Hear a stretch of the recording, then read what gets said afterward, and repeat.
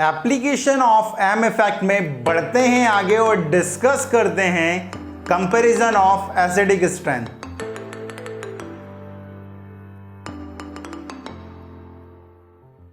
सबसे important application आने वाली है भाई एम इफेक्ट की, that is comparison of acidic strength. अभी तक अपन 4 एप्लीकेशन पढ़ चुके हैं भाई, ठीक है। पहला पढ़ा था अपन ने कि रेजोनेटिंग स्ट्रक्चर्स की स्टेबिलिटी का कंपैरिजन, दूसरा अपन ने बॉन्ड लेंथ कंपैरिजन पढ़ा, थर्ड अपन ने पढ़ा था एरोमेटिसिटी, एंड फोर्थ अपन ने पढ़ा था comparison of stability of carbocation, कार्बोएनायन and carbon free radical. अब जो हमारे पास एप्लीकेशन आ रही है वो क्या है हमारे पास, comparison of acidic strength, acidic strength का कंपैरिजन, ठीक है। आप जानते हो कि एसिडिक स्ट्रेंथ डायरेक्टली प्रोपोर्शनल होती है स्टेबिलिटी ऑफ कॉन्जुगेट बेस के, ये अपन आई फैक्ट में भी पढ़ चुके हैं, वही कंसेप्ट अप्लाई करना है, ये ध्यान रखना है, ठीक है। सबसे पहले जो हमें एसिडिक स्ट्रेंथ कंपेयर करनी है वो है हमारे पास एसिटिक एसिड, दूसरा है फिनोल और तीसरा है इथेनॉल। इन तीनों की एसिडिक स्ट्रेंथ कंपेयर करनी है। करने का तरीका वही रहेगा, यहां पर मैं एसिटिक एसिड का कॉन्जुगेट बेस बना रहा हूं। कॉन्जुगेट बेस किस तरह से बनाते हैं, ये जो एसिटिक एसिड है वो क्या करेगा, इस H+ को लूज करेगा तो यहां पर नेगेटिव चार्ज आ जाएगा भाई, ठीक है। अब यहां पर जो फिनोल है वो क्या करेगा, इस H को लूज करेगा तो यहां पर नेगेटिव चार्ज, और ये जो इथेनॉल है वो क्या करने वाला है, इस H को लूज करने वाला है और यहां पर इस पर नेगेटिव चार्ज आ जाएगा। यहां पर मैंने इनके कॉन्जुगेट बेस बना लिए भाई, ये एसिटिक एसिड का कॉन्जुगेट बेस बना लिया एसीटेट आयन, फिनोल का बना लिया है फिनॉक्साइड आयन, और ये इथेनॉल का बना लिया है। अब मैं अगर कॉन्जुगेट बेस की स्टेबिलिटी को कंपेयर करता हूं तो कॉन्जुगेट बेस की स्टेबिलिटी क्या आने वाली है, यहां पर अगर बात करें तो ये जो नेगेटिव चार्ज है वो इस पाई बॉन्ड के साथ कॉन्जुगेशन में आ रहा है, मतलब यहां पर क्या होने वाला है, रेजोनेंस होने वाला है, और रेजोनेंस होगा तो यहां पर इक्वल रेजोनेटिंग स्ट्रक्चर्स बनने वाले हैं, यहां पर 2 इक्वल रेजोनेटिंग स्ट्रक्चर्स बनने वाले हैं, क्योंकि यहां पर ऑक्सीजन पर चार्ज है नेगेटिव और यहां पर भी ऑक्सीजन पर नेगेटिव चार्ज आने वाला है, मतलब सेम चार्ज सेम एटम पर आ रहा है तो इक्वल रेजोनेंस हो रहा है, यहां पर 2 इक्वल रेजोनेटिंग स्ट्रक्चर्स बनने वाले हैं। फिनोल में अगर बात करें तो फिनोल में भी रेजोनेंस होगा, ये जो नेगेटिव चार्ज है इस पाई बॉन्ड के साथ रेजोनेंस में होने वाला है, लेकिन यहां पर इक्वल रेजोनेंस नहीं होने वाला है, यहां पर क्या होने वाला है, अनइक्वल रेजोनेंस होने वाला है। ऐसा क्यों होने वाला है, क्योंकि पहले ऑक्सीजन पर चार्ज है, जैसे ही पाई बॉन्ड इस कार्बन पर आएगा शिफ्ट होगा तो कार्बन पर नेगेटिव आ जाएगा, मतलब सेम चार्ज डिफरेंट एटम पर आ रहा है, ये अनइक्वल रेजोनेंस की कंडीशन है भाई, ठीक है। तो यहां पर हमारे पास 5 अनइक्वल रेजोनेटिंग स्ट्रक्चर्स बनने वाले हैं। अगर थर्ड वाले में देखें तो यहां पर कोई रेजोनेंस नहीं होने वाला, कोई कॉन्जुगेशन नहीं है, और अगर रेजोनेंस नहीं होगा तो ये जो R है अल्काइल ग्रुप है उसका क्या लगने वाला है भाई, आई इफेक्ट लगने वाला है, प्लस आई इफेक्ट लगने वाला है, जो इसकी स्टेबिलिटी को क्या करेगा, कम करेगा, क्योंकि इस पर तो नेगेटिव चार्ज है, ये इसको और इलेक्ट्रॉन देगा और इलेक्ट्रॉन देगा तो इसके चार्ज को बढ़ाएगा, और चार्ज बढ़ेगा तो इसकी स्टेबिलिटी क्या हो जाएगी, कम हो जाएगी। तो इन तीनों में अगर स्टेबिलिटी कंपैरिजन करें तो सबसे ज़्यादा स्टेबिलिटी इसकी आने वाली है, देन फिनॉक्साइड आयन, और लास्ट इसका, ठीक है। अगर स्टेबिलिटी का ऑर्डर ये है तो एसिडिक स्ट्रेंथ का ऑर्डर भी यही रहने वाला है, सबसे ज़्यादा एसिटिक एसिड, देन फिनोल, और देन सबसे कम जो एसिडिक स्ट्रेंथ आने वाली है वो किसकी आने वाली है, इथेनॉल की।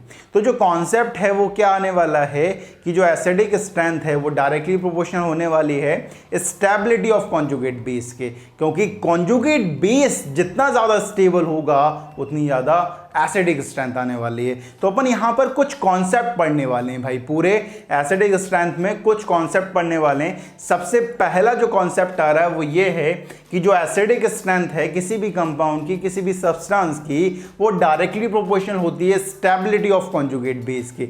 जितनी ज़्यादा स्टेबिलिटी होगी उतनी ज़्यादा एसिडिक स्ट्रेंथ आने वाली है।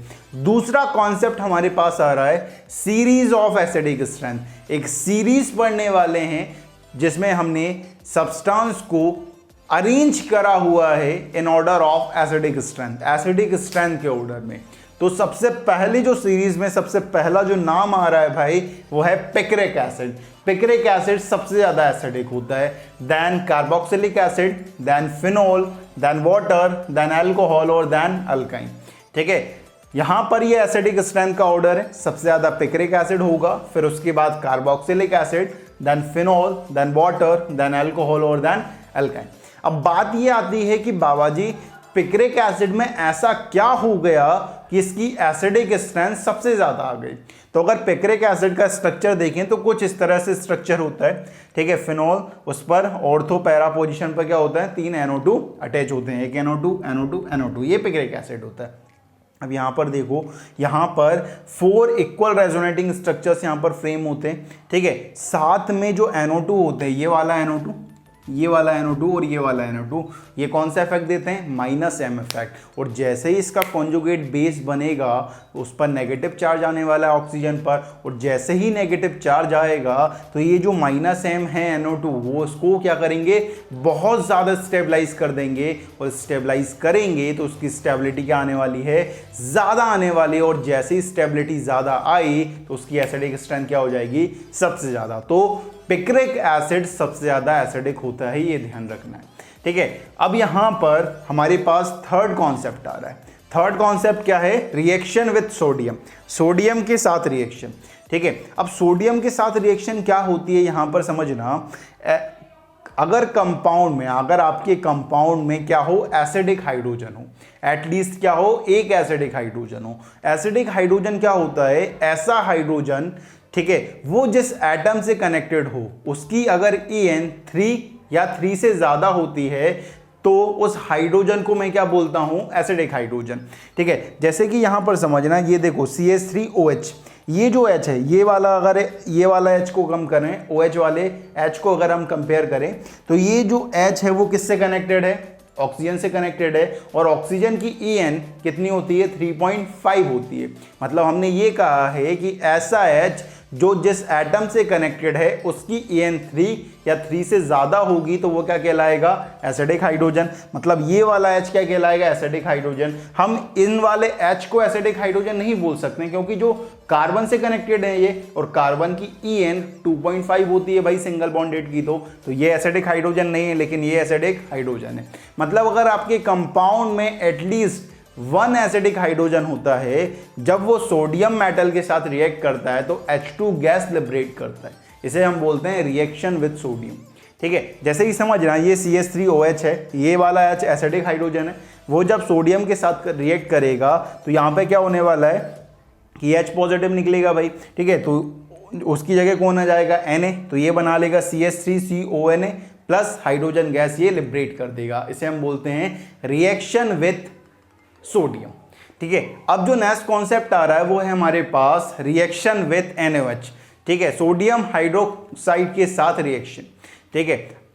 अब यहां पर क्या कॉन्सेप्ट है, अगर आपकी कंपाउंड की एसिडिक स्ट्रेंथ, अगर आपके कंपाउंड की एसिडिक स्ट्रेंथ वाटर से ज्यादा होती है, ठीक है, आप जानते हो वाटर से ज्यादा किस किस की है, फिनॉल की, कार्बोक्सिलिक एसिड और पिक्रिक एसिड की, ठीक है। मतलब आपका अगर कंपाउंड की एसिडिक स्ट्रेंथ वाटर से ज्यादा होती है, जब वो NaOH के साथ रिएक्ट करता है तो वाटर फॉर्म करता है। इस रिएक्शन को हम क्या बोलते हैं, रिएक्शन विथ NaOH। जैसे कि समझना, फिनॉल कहां पर आ रहा है, फिनॉल वाटर से ज्यादा एसिडिक है भाई, जब ये NaOH के साथ रिएक्ट करेगा तो वाटर फॉर्म करेगा, तो यहां पर क्या होगा, ये जो है H निकलेगा यहां से, उसकी जगह Na आ जाएगा और ये वाटर फॉर्म कर लेगा, ठीक है। तो ऐसे कंपाउंड जिनकी एसिडिक स्ट्रेंथ वाटर से ज्यादा होती है, जब वो NaOH के साथ रिएक्ट करते हैं तो वाटर फॉर्म करते हैं। इस रिएक्शन को हम क्या बोलते हैं, रिएक्शन विथ NaOH, ठीक है।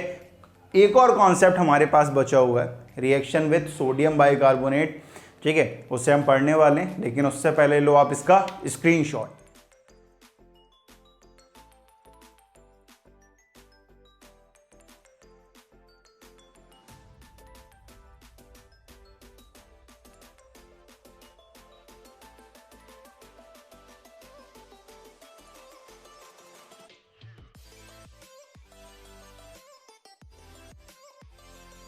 तो ले लिया है भाई आपने इसका स्क्रीनशॉट, तो चलिए डिस्कस करते हैं कॉन्सेप्ट 5। फिफ्थ जो कॉन्सेप्ट आ रहा है वो हमारे पास कुछ इस तरह से है, रिएक्शन विथ सोडियम बाइकार्बोनेट, ठीक है, सोडियम बाइकार्बोनेट की रिएक्शंस। अब यहां पे समझना, ऐसे कंपाउंड्स जिनकी एसिडिक स्ट्रेंथ कार्बोनिक एसिड से ज़्यादा है। ऐसे कंपाउंड जिनकी एसिडिक स्ट्रेंथ क्या है भाई, कार्बोनिक एसिड से ज़्यादा है, जब वो सोडियम बाइकार्बोनेट के साथ रिएक्ट करते हैं तो CO2 गैस लिबरेट करते हैं। इस टेस्ट को हम बोलते हैं बाइकार्बोनेट टेस्ट। इस टेस्ट को हम क्या बोलते हैं, बाइकार्बोनेट टेस्ट। ये ध्यान रखना है, ऐसे कंपाउंड जिनकी एसिडिक स्ट्रेंथ कार्बोनिक एसिड से क्या होती है, ज़्यादा होती है, जब वो सोडियम बाइकार्बोनेट के साथ रिएक्ट करते हैं तो CO2 गैस लिबरेट करते हैं। इस रिएक्शन को मैं क्या बोलता हूं, बाइकार्बोनेट टेस्ट। ठीक है, एक बात ध्यान रखना है, जो कार्बोनिक एसिड होता है H2CO3, उसकी एसिडिक स्ट्रेंथ फिनोल से ज्यादा होती है। मतलब क्या होती है, फिनोल से ज्यादा एसिडिक कार्बोनिक एसिड होता है, ये ध्यान रखना है। ठीक है, कार्बोनिक एसिड इनऑर्गेनिक एसिड है, ठीक है, उसकी एसिडिक स्ट्रेंथ फिनोल के कंपैरिजन में क्या होती है, ज्यादा होती है, लेकिन कार्बोक्सिलिक एसिड के कंपैरिजन में क्या होगी, कम होगी। ठीक है, तो फिनोल के जितने भी पीछे वाले थे वो सारे के सारे CO2 गैस लिबरेट नहीं करेंगे, ये ध्यान रखना है। ठीक है, क्योंकि उनकी एसिडिक स्ट्रेंथ क्या होने वाली है, कार्बोनिक एसिड से कम होने वाली है।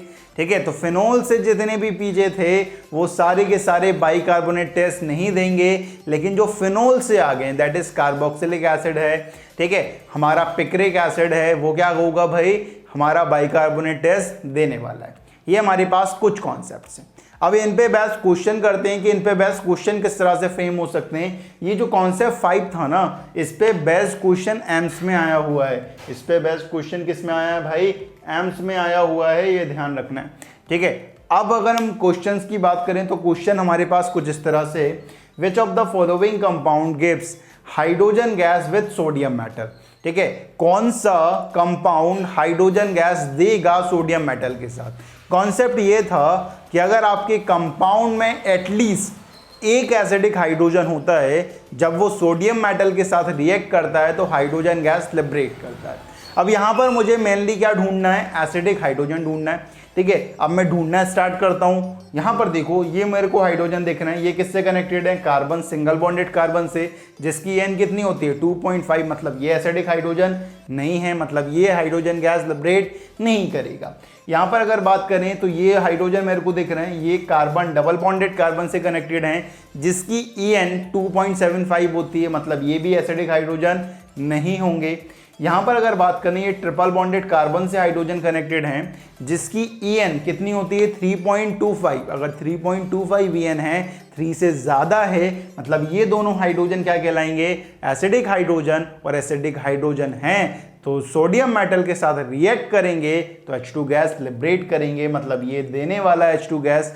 बेंजीन में अगर बात करें तो बेंजीन में आप बोलोगे कि बाबा जी हाइड्रोजन तो दिख नहीं रहे। अरे भाई यहाँ देखो, इस कार्बन की 3 वैलेंसी कंप्लीट है, मतलब यहाँ पर सबके पास एक एक हाइड्रोजन है, लेकिन ये जो हाइड्रोजन है वो sp2 कार्बन से कनेक्टेड है। वो किस कार्बन से कनेक्टेड है, sp2 कार्बन से कनेक्टेड है, जिसकी En 2.75 होती है, जो क्या है 3 से कम है, मतलब ये हाइड्रोजन भी एसिडिक हाइड्रोजन नहीं होंगे।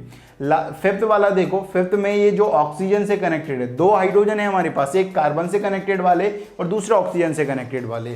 ये कार्बन से कनेक्टेड वाले एसिडिक हाइड्रोजन नहीं होंगे, क्योंकि कार्बन की N क्या होने वाली है 2.5, सिंगल बॉन्डेड है। ठीक है, लेकिन ये जो हाइड्रोजन है जो ऑक्सीजन से कनेक्टेड है, ऑक्सीजन की En 3.5, मतलब ये जो हाइड्रोजन है हमारा वो एसिडिक हाइड्रोजन है। अगर एसिडिक हाइड्रोजन है तो ये क्या करेगा, सोडियम मेटल के साथ रिएक्ट करेगा और H2 गैस लिबरेट करेगा।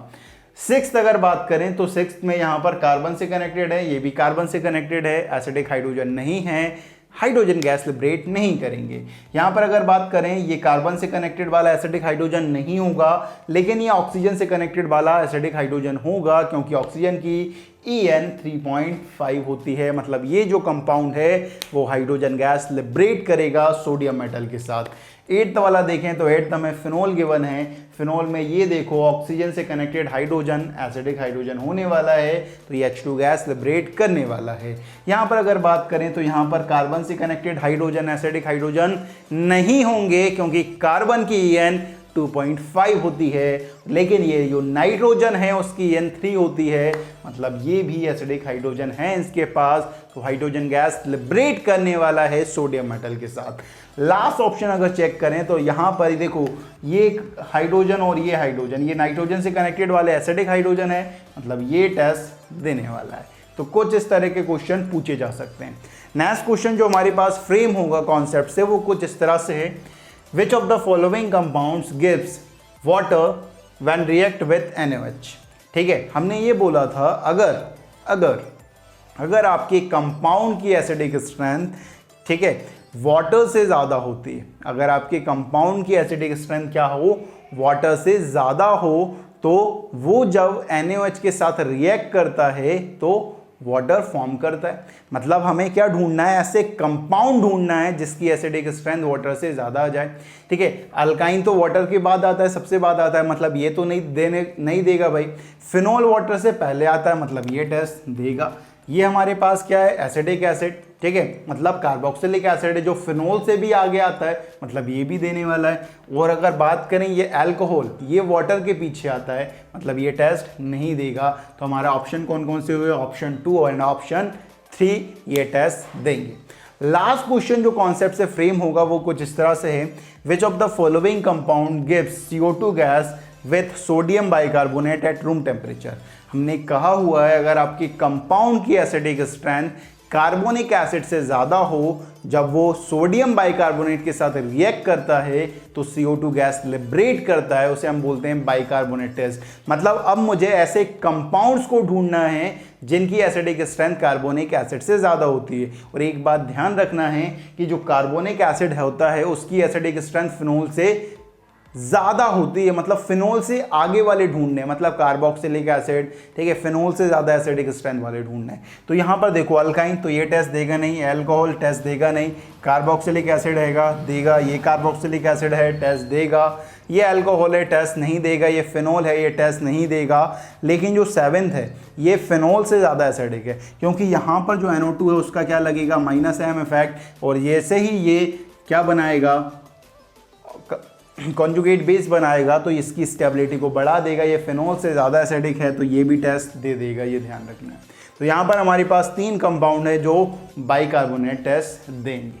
तो कुछ इस तरह से क्वेश्चन फ्रेम हो सकते हैं। इस तरह का क्वेश्चन एक बार एम्स में आया हुआ है तो ये ध्यान रखें। तो जेई मेंस में भी बन सकता है और नीट में भी इसके बहुत ज़्यादा चांसेस हैं कि इस तरह का क्वेश्चन फ्रेम हो।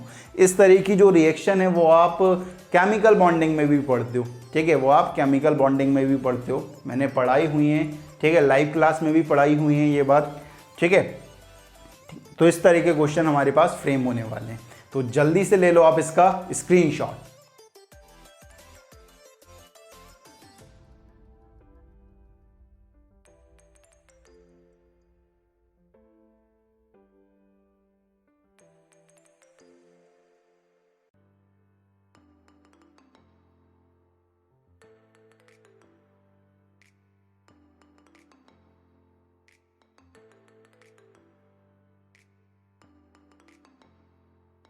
तो ले लिया है भाई आपने इसका स्क्रीनशॉट। बढ़ते हैं आगे और डिस्कस करते हैं कुछ और क्वेश्चंस। नेक्स्ट क्वेश्चन हमारे पास कुछ इस तरह से आ रहा है, compare acidic strength. Acidic strength हमें कंपेयर करनी है भाई, ठीक है। पहला क्वेश्चन हमें गिवन है, जब मैं इस क्वेश्चन को देख रहा हूं तो तब मेरे दिमाग में क्लिक होना चाहिए ये कार्बोक्सिलिक एसिड है, दो क्या है, अल्कोहल गिवन है। एक बात तो साफ हो गई है कि कार्बोक्सिलिक एसिड की एसिडिक स्ट्रेंथ अल्कोहल से ज्यादा होती है, मतलब इन दोनों की एसिडिक स्ट्रेंथ क्या होने वाली है, इन दोनों से ज्यादा होने वाली है। मतलब 1-2 की एसिडिक स्ट्रेंथ 3-4 के कंपैरिजन में क्या होने वाली है, ज्यादा होने वाली है, ठीक है। अगर अब मैं बात करूं तो यहां पर होगा क्या कि ये H+ लूज करेगा, ठीक है, तो ये कॉन्जुगेट बेस बनाने वाला है, ये H+ लूज करेगा, ये कॉन्जुगेट बेस, ये H+ लूज करेगा, ये कॉन्जुगेट बेस, ये H+ लूज करेगा, ये कॉन्जुगेट बेस। अब यहां पर हमें कॉन्जुगेट बेस की स्टेबिलिटी कंपेयर करनी है, तो इन दोनों में ऊपर वाला पार्ट कॉमन है, यहां पर ये जो CH3 है उसका क्या लग रहा होगा, प्लस आई इफेक्ट लग रहा होगा। अगर प्लस आई इफेक्ट लग रहा है तो ये इन दोनों में अगर कंपेयर करें तो ये इसकी स्टेबिलिटी को, कॉन्जुगेट बेस की स्टेबिलिटी को क्या कर रहा होगा, कम कर रहा होगा, क्योंकि ये नेगेटिव चार्ज है। ये क्या कर रहा होगा, इसे इलेक्ट्रॉन डोनेट कर रहा होगा, और इलेक्ट्रॉन डोनेट करेगा तो चार्ज को बढ़ाएगा, और चार्ज को बढ़ाएगा तो इसकी स्टेबिलिटी को कम करने वाला है। मतलब इन दोनों में अगर स्टेबिलिटी कंपेयर करें तो इसकी स्टेबिलिटी ज्यादा होने वाली है, क्योंकि यहां पर तो H इफेक्ट लगेगा, यहां पर तो H लगा हुआ है, H का तो जीरो इफेक्ट है, जीरो इफेक्ट लग रहा है, मतलब ये तो कुछ लगा ही नहीं रहा है, ना ये विड्रॉ कर रहा है ना ये डोनेट कर रहा है भाई। तो इन दोनों में इसकी एसिडिक स्ट्रेंथ ज्यादा। अब इन दोनों में अगर देखें तो इन दोनों में क्या होने वाला है, यहां देखो कि ये CH3 लग रहा है तो इसका प्लस आई, मतलब ये इसकी स्टेबिलिटी को क्या कर रहा होगा, कम कर रहा होगा। लेकिन यहां तो H है ना, यहां H है, तो इन दोनों में अगर बात करें तो सॉरी यहां पर क्या हुआ है, पहले वाले में अगर देखें तो पहले वाले में हमारी इन दोनों के कंपैरिजन में इसकी एसिडिक स्ट्रेंथ सबसे ज्यादा आने वाली है, मतलब सबसे पहले नंबर पर तो ये, दूसरे नंबर पर ये। अब इन दोनों में अगर कंपेयर करें तो ये क्या कर रहा होगा, इसकी एसिडिक स्ट्रेंथ को कम कर रहा होगा, क्योंकि कॉन्जुगेट बेस की स्टेबिलिटी को ये क्या कर रहा है, कम कर रहा है। तो थर्ड नंबर पर ये आ जाएंगे और फोर्थ नंबर पर ये आने वाला है, हमारे पास सबसे कम एसिडिक होने वाला है। ठीक है, हमने जब क्वेश्चन देखा तो हमारे दिमाग में ये क्लिक हुआ है कि कार्बोक्सिलिक एसिड की एसिडिक स्ट्रेंथ अल्कोहल के कंपैरिजन में क्या होती है, ज्यादा होती है। सीरीज से देखा है, वो जो अपन ने कॉन्सेप्ट नंबर 2 पढ़ा था वहां से देखा है। अब यहां पर देखो दूसरा क्वेश्चन हमें गिवन है, सभी एसिड गिवन है, सभी कार्बोक्सिलिक एसिड गिवन है। ठीक है, बस क्या करा हुआ है कि मेटा पोजीशन पर हैलोजेंस लगा के रखे हुए हैं अलग अलग। मेटा पोजीशन पर हैलोजेंस, एक बात साफ होनी चाहिए, ठीक है, क्या साफ होनी चाहिए, ये बात साफ होनी चाहिए कि मेटा पोजीशन पर रेजोनेंस इफेक्ट होता नहीं है। ठीक है, तो ओवरलैपिंग वाला कॉन्सेप्ट कुछ काम नहीं करेगा, सिर्फ हमें क्या देखना है, माइनस आई इफेक्ट देखना पड़ेगा। तो माइनस आई इफेक्ट तो सबसे ज्यादा फ्लोरीन का, देन क्लोरीन, देन ब्रोमीन और देन आयोडीन। ये क्या करने वाले हैं, यहां पर कॉन्जुगेट बेस सेम बनने वाला है सबका। ठीक है, यहां पर कॉन्जुगेट बेस कुछ इस तरह से। अब इनकी स्टेबिलिटी अगर बात करें तो नेगेटिव की स्टेबिलिटी नेगेटिव वाले बढ़ाते हैं, तो सबसे ज्यादा ये धनिये धनिये धनिये, ये किससे सॉल्व किया है, माइनस आई इफेक्ट से सॉल्व किया है, ये ध्यान रखना। यहां पर कोई ओवरलैपिंग का कोई कॉन्सेप्ट नहीं है, क्योंकि ओवरलैपिंग का कॉन्सेप्ट तब आता है जब रेजोनेंस इफेक्ट होता है। ठीक है, थर्ड वाला देखो, थर्ड हमें सब कार्बोक्सिलिक एसिड गिवन है, लेकिन जो ग्रुप्स लगाए गए हैं पैरा पोजीशन पर वो अलग अलग हैं। अब यहाँ पर देखो इनके मैं कॉन्जुगेट बेस बनाता हूँ, तो कॉन्जुगेट बेस को जिस तरह से बनेंगे, ये H लूज करेगा यहाँ नेगेटिव, ये H लूज करेगा यहाँ नेगेटिव, ये H लूज करेगा यहाँ नेगेटिव, ये H लूज करेगा यहाँ नेगेटिव। अब यहाँ पर देखते हैं तो ये जो CH3 है वो प्लस आई इफेक्ट लगाता है, OCH3 प्लस M लगाता है, NH2 प्लस M लगाता है और ये माइनस M लगाता है। एक बात साफ हुई है कि नेगेटिव की स्टेबिलिटी नेगेटिव वाले बढ़ाने हैं, तो इन दोनों से ज़्यादा, इन दोनों से ज़्यादा इन दोनों की क्या होने वाली है, एसिडिक स्ट्रेंथ ज़्यादा होने वाली है। और इन दोनों में भी, ठीक है, सॉरी, इन दोनों में भी किसकी ज़्यादा होगी, ये माइनस M इफेक्ट लगा रहा है तो इसकी सबसे ज़्यादा होने वाली है। तो पहले नंबर पर तो ये आ गया। अगर इन दोनों M प्लस M कंपेयर करें तो प्लस M किसका ज़्यादा होता है भाई, नाइट्रोजन वाले का ज़्यादा होता है, क्योंकि नाइट्रोजन की EN ऑक्सीजन के कंपैरिजन में क्या है, कम है। अगर EN कम है तो आसानी से इलेक्ट्रॉन को डोनेट कर देगा, और आसानी से इलेक्ट्रॉन को डोनेट करेगा तो क्योंकि ये भी डोनेट करेगा, ये भी डोनेट करेगा, लेकिन कौन ज़्यादा करने वाला है, नाइट्रोजन, क्योंकि उसकी EN क्या है, कम होने वाली है, मतलब इसका प्लस M ज़्यादा होगा। तो सबसे पहले माइनस M वाला आएगा, फिर प्लस आई वाले आने वाला है, क्योंकि इसकी स्टेबिलिटी को थोड़ा कम करेगा ये दोनों ज़्यादा करने वाले हैं। और सबसे ज़्यादा कौन करेगा, ये, तो थर्ड नंबर पर ये, और फोर्थ नंबर पर कौन आने वाला है, ये आने वाला है। ये एसिडिक स्ट्रेंथ का कंपैरिजन अपन इस तरह से कर सकते हैं। अब हमारे पास एक और कॉन्सेप्ट आता है एसिडिक स्ट्रेंथ में, that is acidic strength due to hydrogen bonding. Hydrogen bonding से एसिडिक स्ट्रेंथ किस तरह से अफेक्ट होती है देखते हैं। ठीक है, अगर आपके कंपाउंड में हाइड्रोजन बॉन्डिंग प्रेजेंट है तो आपकी एसिडिक स्ट्रेंथ बढ़ भी सकती है और कम भी हो सकती है, ये ध्यान रखें। ठीक है, due to hydrogen bonding acidic strength बढ़ भी सकती है और कम भी हो सकती है। बढ़ेगी किस तरह से और कम किस तरह से होगी देखते हैं। ठीक है, अगर hydrogen bonding before donation of H plus present होती है। ठीक है, अगर आपके कंपाउंड में before donation of H plus hydrogen bonding present है तो वो आसानी से H प्लस को डोनेट नहीं करेगा, और आसानी से H प्लस को डोनेट नहीं करेगा तो एसिडिक स्ट्रेंथ को क्या करने वाला है, हाइड्रोजन बॉन्डिंग कम करने वाला है। सपोज कि अगर उसने H प्लस लूज करने के बाद हाइड्रोजन बॉन्डिंग प्रेजेंट हो जाती है। हाइड्रोजन बॉन्डिंग क्या प्रेजेंट है, after losing of H plus, donation के बाद हाइड्रोजन बॉन्डिंग आ रही है, और डोनेशन के बाद अगर हाइड्रोजन बॉन्डिंग आ रही है तो वो कॉन्जुगेट बेस की स्टेबिलिटी को बढ़ा रही है, और कॉन्जुगेट बेस की स्टेबिलिटी को बढ़ाएगी तो एसिडिक स्ट्रेंथ ज्यादा होने वाली है कि if hydrogen bonding is present after donation of H plus then acidic strength increases. इसे अपन समझते हैं एक एग्जांपल से, बहुत फेमस एग्जांपल है ऑर्थोनाइट्रोफिनॉल एंड पैरानाइट्रोफिनॉल। ठीक है, ये ऑर्थोनाइट्रोफिनॉल है, ठीक है, OH के रेस्पेक्ट में NO2 ऑर्थो पोजीशन पर है, ठीक है, OH के रेस्पेक्ट में NO2 पैरा पोजीशन पर आ रहा है। ये ऑर्थोनाइट्रोफिनॉल और ये पैरानाइट्रोफिनॉल। ऑर्थोनाइट्रोफिनॉल में होता क्या है, ये OH का H और नाइट्रोजन के ऑक्सीजन के बीच में इंट्रामोलिकुलर हाइड्रोजन बॉन्डिंग प्रेजेंट हो जाती है। ठीक है, before donation of H plus यहां पर क्या है, हाइड्रोजन बॉन्डिंग प्रेजेंट हो गई, और हाइड्रोजन बॉन्डिंग प्रेजेंट हो गई तो ये आसानी से H प्लस को लूज नहीं करेगा, और आसानी से H प्लस को लूज नहीं करेगा तो इसकी एसिडिक स्ट्रेंथ कम होने वाली है। लेकिन पैरा में ऐसी कोई कंडीशन नहीं है, पैरा में कोई हाइड्रोजन बॉन्डिंग नहीं होती, उसमें होती है इंटरमॉलिक्यूलर, लेकिन एक मॉलिक्यूल में तो नहीं है, यहां पर कोई इंट्रामॉलिक्यूलर हाइड्रोजन बॉन्डिंग होती नहीं है, और इंट्रामॉलिक्यूलर हाइड्रोजन बॉन्डिंग नहीं है तो ये आसानी से H प्लस को लूज कर देगा, और आसानी से H प्लस को लूज करेगा तो इसकी एसिडिक स्ट्रेंथ क्या होने वाली है भाई, ऑर्थो के कंपैरिजन में ज्यादा आने वाली है। अगर मैं कंपेयर करूं पैरानाइट्रोफिनॉल, ऑर्थोनाइट्रोफिनॉल, मेटानाइट्रोफिनॉल एंड फिनॉल को, तो ऑर्डर को जिस तरह से आता है, सबसे ज्यादा पैरानाइट्रोफिनॉल, देन ऑर्थोनाइट्रोफिनॉल, देन मेटानाइट्रोफिनॉल और देन फिनॉल। इसे अपन एक ट्रिक से याद कर सकते हैं। क्या याद कर सकते हैं, पियो मत फिनॉल। फिनॉल को नहीं पीना है भाई क्योंकि एसिडिक है, एसिडिक है तो पेट में जाकर कुछ ना कुछ करने वाली है भाई।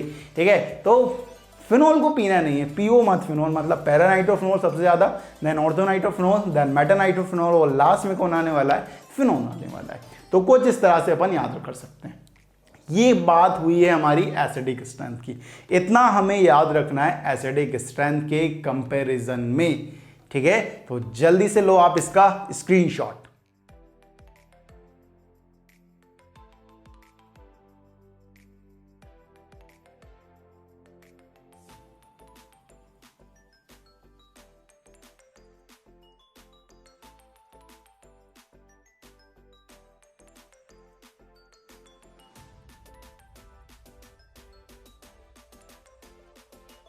तो ले लिया है भाई आपने इसका स्क्रीनशॉट। आज हमने बात कर ली है कंपैरिजन ऑफ एसिडिक स्ट्रेंथ की। तो इस वीडियो में बाबा जी की तरफ से इतना ही। जय हो।